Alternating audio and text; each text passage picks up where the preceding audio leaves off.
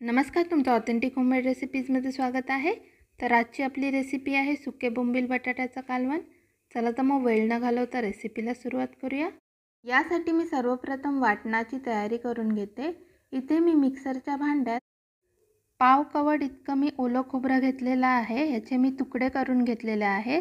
जे आपला एक नारळ असतो त्यातला मी पाव भाग इतका नारळाचे तुकडे करून घेतलेले आहे। आता यात मी एक छोटा कांदा घेतलेला आहे, त्याचे तुकडे करून घेतलेले आहेत ते घालून घेते।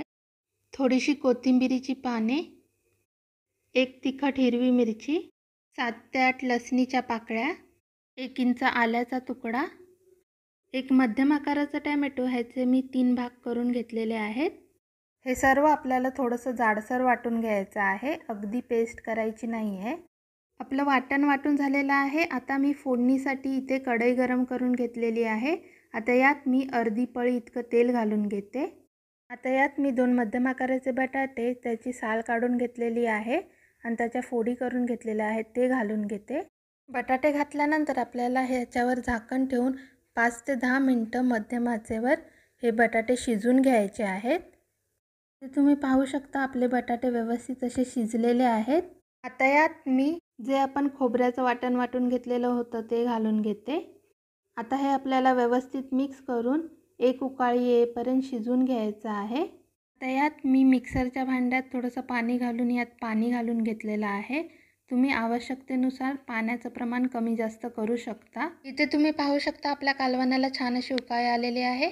आता यात मी 2 चमचे घरगुती मसाला घालून घेते, अर्धा चमचा हळद पावडर। हे सर्व आपल्याला व्यवस्थित असं मिक्स करून घ्यायचं आहे। इथे मी 1 वाटी इतके सुके बोंबील घेतलेले आहेत। ह्याचे मी एका बोंबलाचे 2 ते 3 तुकडे करून घेतलेले आहेत। आता हे मी पाण्यात भिजत घातलेले होते, हे मी या कालवणात घालून घेते। हे घातल्यानंतर आपल्याला व्यवस्थित असं मिक्स करून घ्यायचं आहे। बोंबील घातल्यानंतर आपल्याला पुन्हा एकदा एक उकाळी काढून घ्यायची आहे। यात मी चिंचेचं पाणी घालून घेते।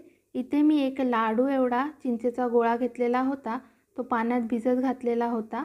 आता त्याला कुरवळून त्यातलं पाणी जे आहे ते यात घालून घेते। मी यात 1 वाटी इतकं चिंचेचं पाणी घातलेलं होतं।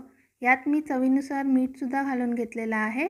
चिंचेचं पाणी घातल्यानंतर आपल्याला गॅसची फ्लेम फास्ट करून एक उकाळी काढून घ्यायची आहे आणि गॅस बंद करून घ्यायचा आहे।